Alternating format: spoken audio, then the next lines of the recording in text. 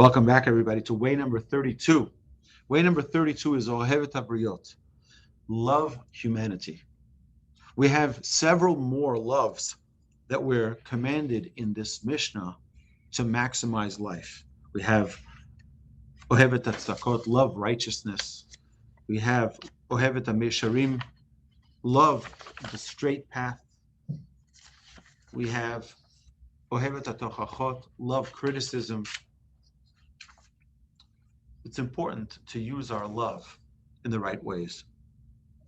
Love could be expansive, and people can be misguided and misdirected in how to use their love. The Mishnah is guiding us to how to use that love in the proper way. Love humanity.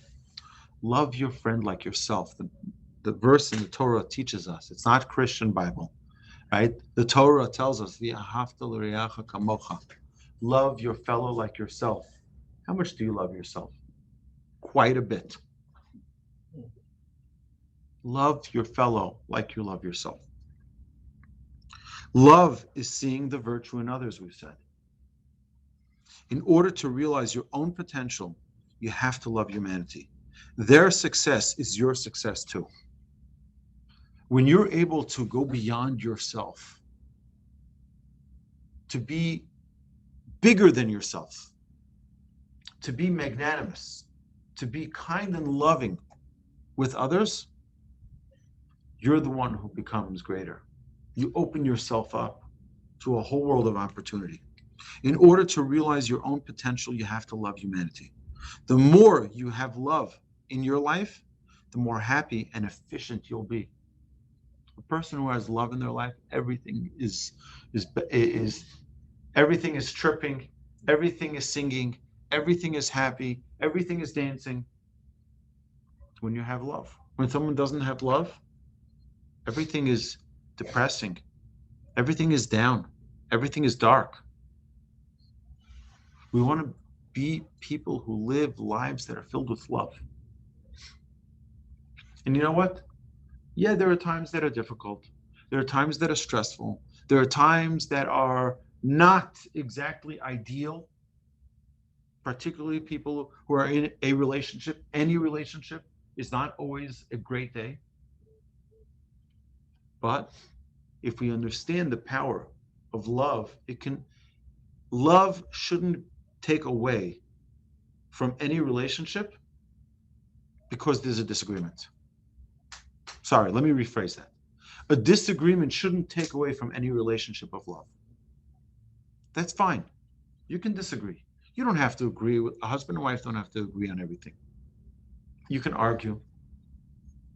However, the love can continue to grow even through those arguments.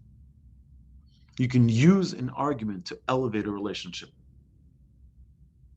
You can use a disagreement and, quote, a fight to make the relationship greater because you learn to improve.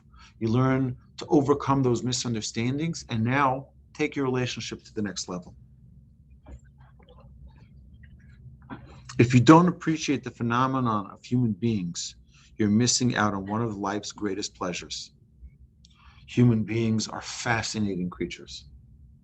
Just sit and talk to people, and you'll see how everyone is their own unique, special, beautiful world. And you know what? It most likely is not like yours. It's not like your life. It's not like your way of seeing things. But that's part of the beauty of this world, is that we have however many billions of people in this world and that many opinions. That's the beauty of it. You don't all have to see everything the same way. But when we talk about loving others, we have to start with loving ourselves. If we don't love ourselves, it's impossible to love others. The Torah teaches us that by telling us, "V'ahavta l'reacha kamocha," love your fellow like yourself. That means you're obligated to love yourself. You're obligated to get to know yourself. You're obligated to spend some good quality time with yourself. Have that conversation with yourself. Who am I? What am I? What am I here for? What do I want to accomplish?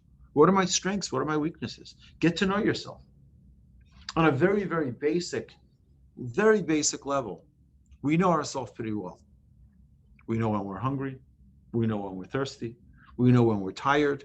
We know when we want to go someplace, when we want to leave someplace, when we need the restroom. We know everything about ourselves on a very minimal level. That's an instinctive knowledge. But do we really know our traits? Do we really know if the comment we made was a comment because of jealousy, or if it was from anger, or if it was from kindness? That we have to look into ourselves and get to know ourselves. If we don't know ourselves, it's very difficult to know others. My son asked my rabbi. My son now is in Israel, and I told him he had some questions. I said, go talk to my rabbi. So he went to Esha Torah, and he went to visit my rabbi. And he asked him, when do I know that I'm ready to get married? He said, do you know that you're ready to get married? When you know yourself. Till you don't know yourself, you're not ready to get married. A person needs to know who they are. Because if you don't know yourself, there's no way in the world you're going to get to know someone else. Love helps you get out of the confines of me and into the expansive we. I tell this to young men, they get married. I say, stop thinking like one, think like two. You used to go to the restaurant and buy yourself dinner for one. Now you got to start thinking in twos, in everything. You have to start thinking beyond yourself. You have to start thinking, I can't come home empty-handed. I tell this to young guys, never, ever come home empty-handed. Buy your wife a bar of chocolate, buy your wife a card, buy your wife a balloon, buy your wife a small gift, something. It could be 50 cents. Don't come home empty-handed. Now, this is more in the beginning of the marriage.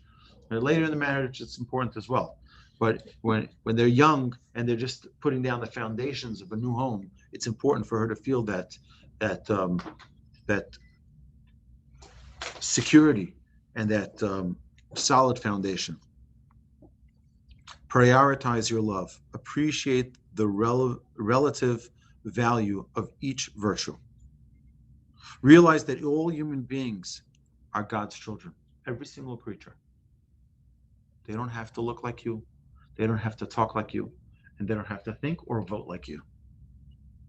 They're all God's children. Aaron, Moses' oldest brother, taught us what it means to love every Jew. He was Ohev Shalom, Verodev Shalom. He loved peace and he pursued peace. It's not enough to just say, oh, I love peace. Oh, peace is very important. No, he went out of his way when it wasn't his business to go make peace. He didn't say, I'm just staying out of it. It's not my fight.